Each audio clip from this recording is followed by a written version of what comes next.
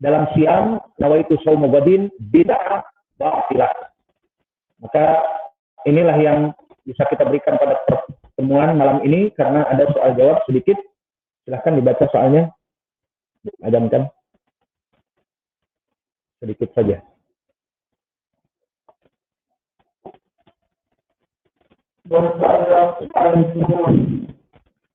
Masih pertanyaan dari pengajaran anak imam dan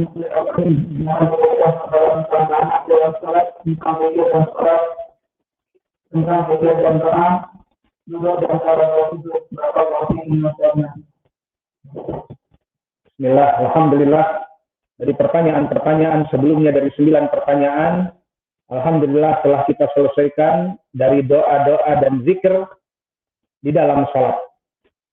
Dan di akhir masalah selesai dari permasalahan doa sujud yang kami berikan sekitar 6 bacaan di dalam sujud.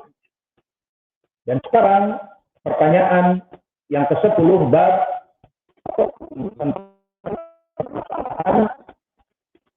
doa dan zikir di antara 2 sujud. Apa yang dibaca? Untuk permasalahan doa zikir di antara 2 sujud tidak banyak periwayatan seperti doa dari istiftah dan doa zikir di saat ruku dan doa dan zikir di saat sujud.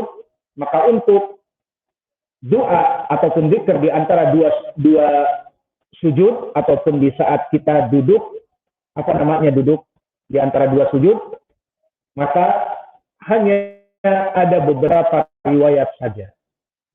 Riwayat yang pertama datang dari Ibnu Abbas. Riwayatan ini pun tidak dari Al-Bukhari dan Muslim ataupun muttafaqun alaih.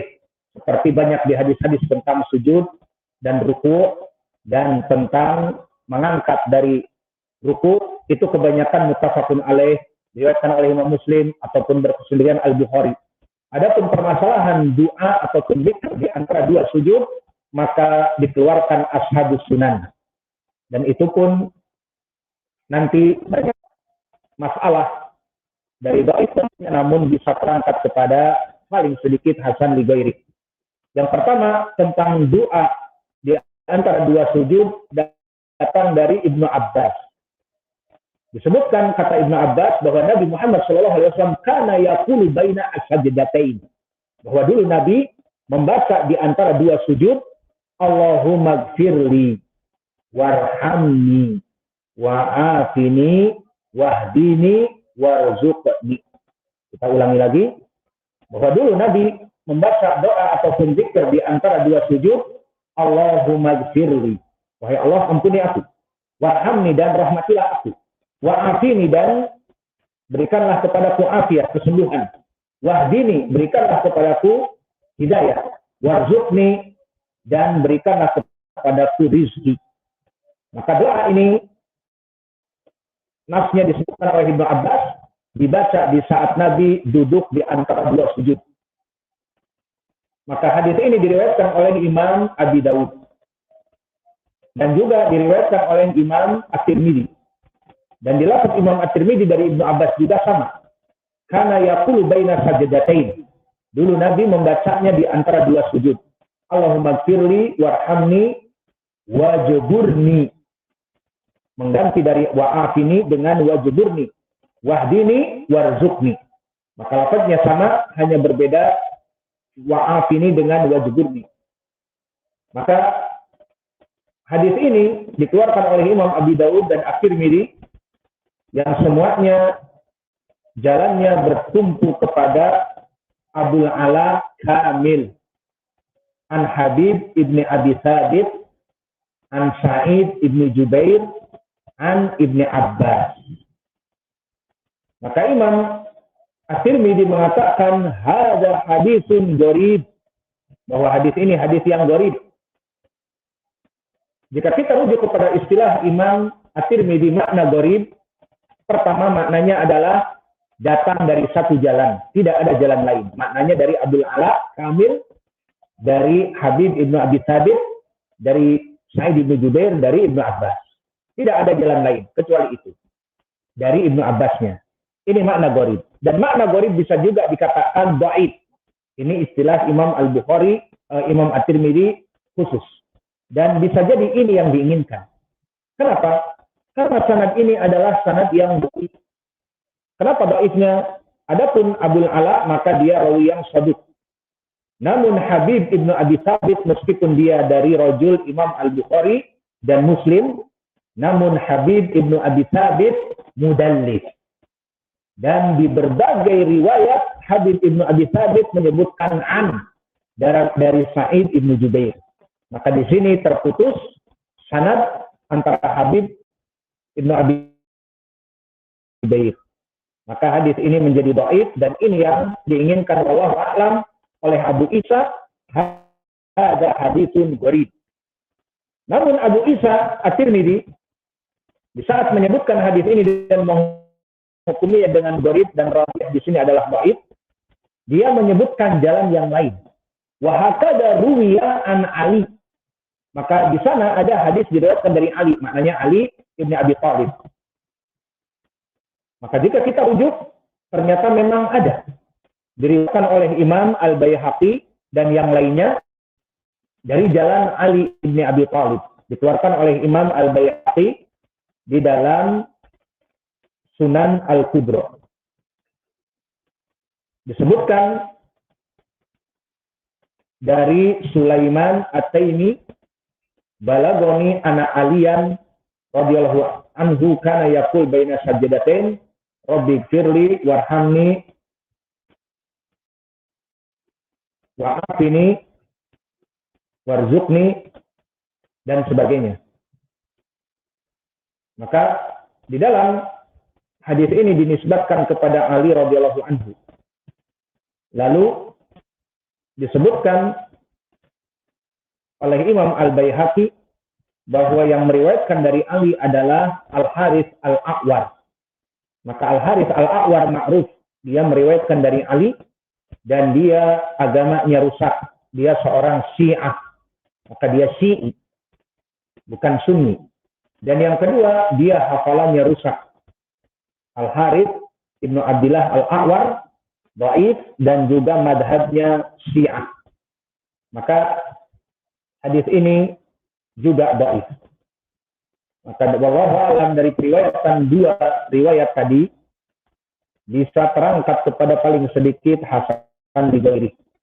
Maka oleh sebab itu Imam At-Tirmidzi mengatakan bahwa doa ini Allahumma firli warhamni wa'afini wahdini warzuqni,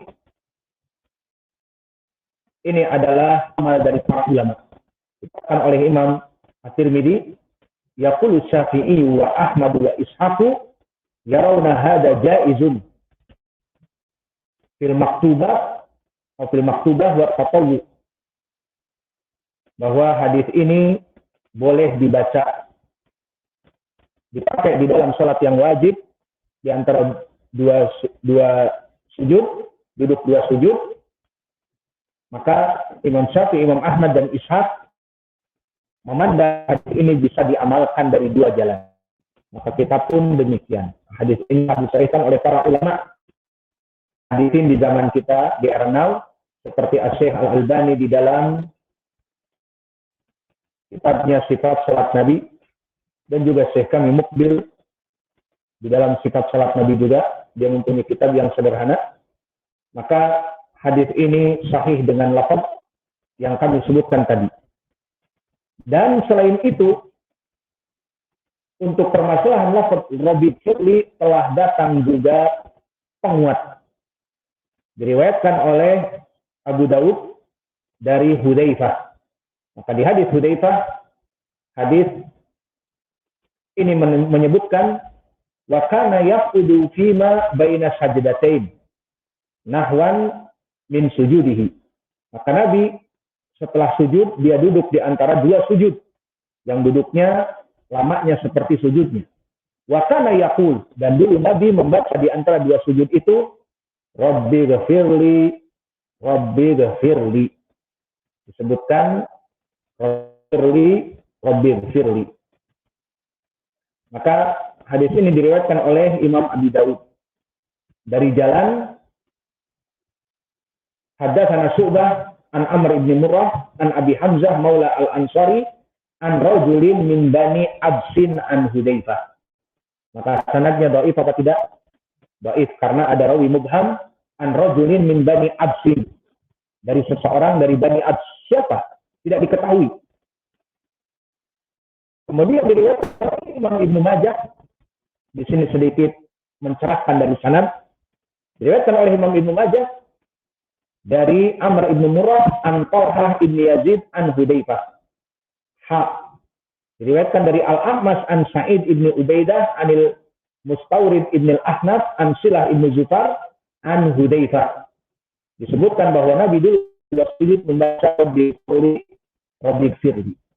Dan disebutkan juga oleh Imam An-Nasa'i di dalam sunannya dari Amr ibn Murrah dari Talhah ibn Yazid al-Ansari dari Hudzaifah dikatakan bahwa Nabi di saat duduk di antara dua sujud mengatakan Rabbi Firli, Rabbi Firli.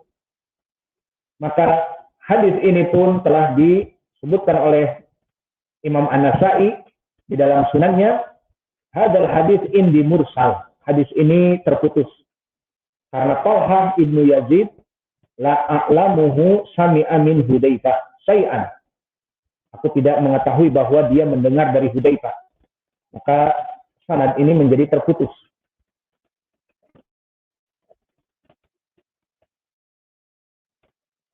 Karena di dalam sanadnya juga disebutkan dari Talhah dari rajulin an Hudzaifah. Maka dari sini kita mengetahui. Pertama di dalam sanad Abi Daud disebut sanadnya dari Abi Hamzah maula al-Ansari dari rajul min Bani Abs dari Hudzaifah. Ada rawi. Kemudian diriwayatkan oleh Imam Ibnu Majah dan Imam An-Nasa'i dari jalan Talhah ibnu Yazid an Hudzaifah. Dan Talhah tidak mendengar dari Hudzaifah. Kalau tadi ada rawi yang mubham, sekarang ada yang terputus.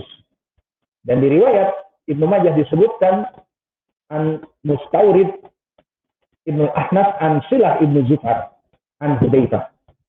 Maka di sini dari jalan dari Al-A'mas, dari Sa'id ibnu Ubaidah, dari Al-Mustawrid ibnu Ahnaf, dari Silah ibnu Zufar dari Hudzaifah.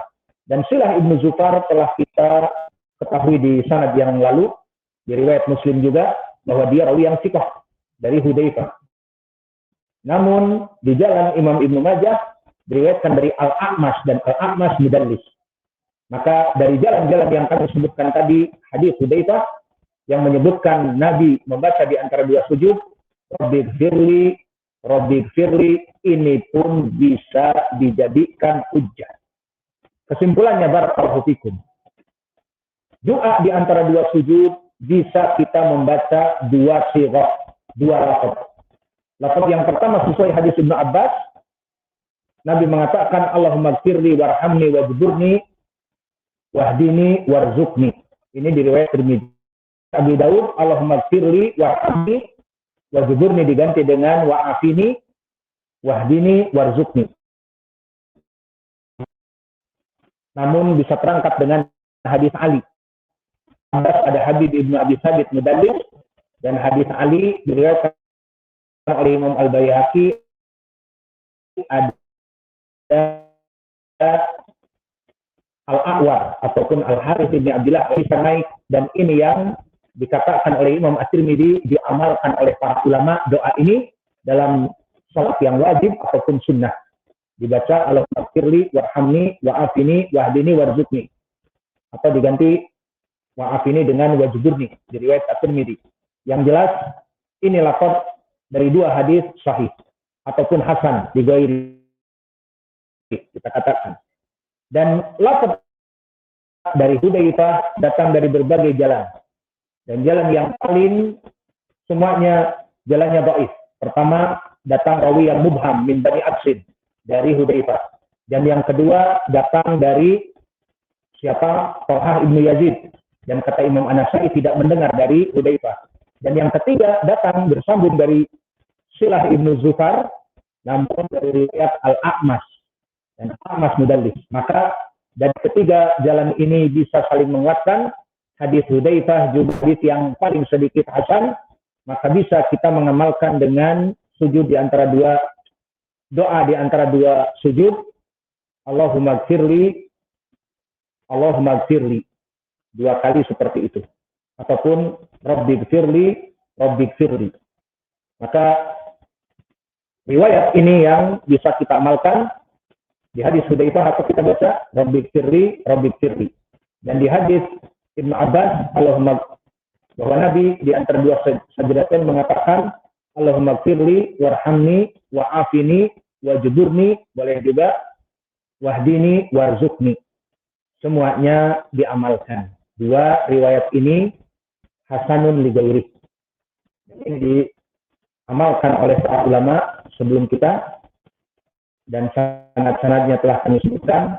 Maka dengan ini bisa kita tutup pelajaran kita, yang mana kesimpulannya ikhwah ataupun saudara-saudara kita, anak-anak PK, antum PK, anak-anak kita tidak membagi-bagi PK, SD, SMP, SMA, tidak. Yang jelas para ikhwanuna yang melaksanakan sholat untuk mentasmi di antara 2 sujud dengan 2 doa tadi. Hadis Hudzaifah dan hadis Ibnu Abbas, maka kita cukupkan hadis kita dan tasmi besok sekaligus ba'dal fajr. Itu saya absen, siapa yang gaib. Maka ba'dal fajr insyaallah tasmi mulai dari Al-Fatihah sampai kepada duduk di antara 2 sujud. Maka hadis-hadis ruku, hadis-hadis sujud dibaca. Siap?